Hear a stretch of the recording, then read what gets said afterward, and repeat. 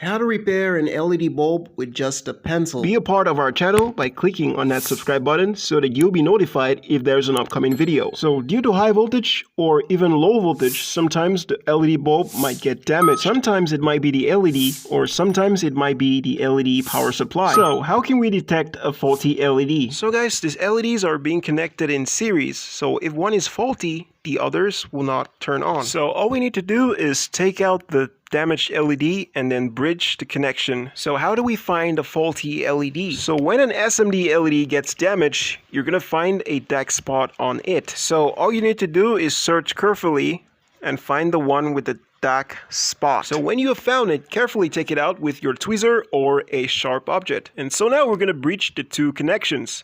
This can be done easily by just rubbing your pencil on it. So guys, the graphite in your pencil is conductive. And just by rubbing, you have created a conductive bridge between the two terminals of the LED. And you can hold that connection firm with just super glue. So now let's plug this in and see if it actually works.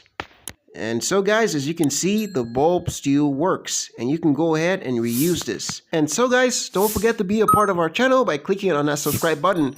Like, share, and comment. Stay creative and stay safe. Goodbye.